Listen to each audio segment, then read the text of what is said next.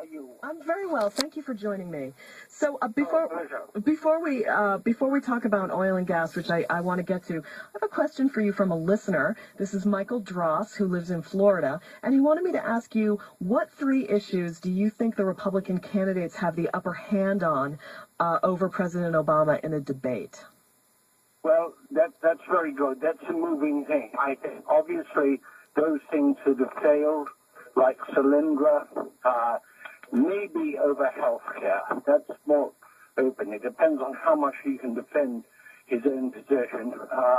And a lot depends on what happens in foreign policy. But I'm sure that it'll be something to do with foreign policy, something to do with government policy on loan guarantees across the board, and almost certainly health care.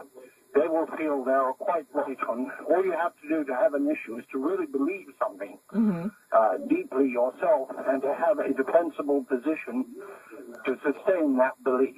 And what about the stimulus? Do you think they'd be able to campaign on that? I think, Michigan kind of killed that. Yeah.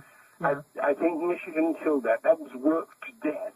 They didn't get the purchase with it there, because the evidence at the moment is that at least the bailout of the automobile companies was very good. Right. Also, he can come back to them, This is not the first time that the United States government has bailed out an industry. Lockheed was bailed out. Harley-Davidson was bailed out with tariffs. I mean, there's a long history of governments bailing out. They've fixated on Obama doing it, but others have done it too. I think he can defend himself there. I think it's harder for him to defend healthcare. Depending on what happens in international relations, that can be hard. And the promiscuous lending money to, or supporting with loan guarantees to anything that says alternative energy, I think he's vulnerable there, and he should be. Now, you mentioned foreign policy. Of course, the big APAC speech is Sunday. What do you imagine we're going to hear from the president? I don't know. I think it's going to be varying degrees of we're doing the right thing, we're working very hard. Diplomacy is the root in all things. I think it'll be lashings of conventional wisdom. I think he'll try to get in front of the pack.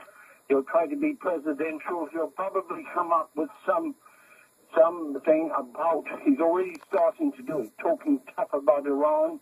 He's going to talk very tough about Iran in front of them because he has to, and probably because his patience is exhausted. Yeah. A lot depends on what happens actually in the Iranian elections.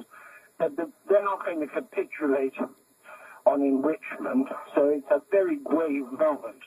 And he has decided, I think, in his recent pronouncements, to get out in front, to be the top guy. Don't mess with me. So in a way, he's taken the initiative away from Israel and taken it to himself. A dangerous but a bold move. We're talking to Llewellyn King. He's executive producer and host of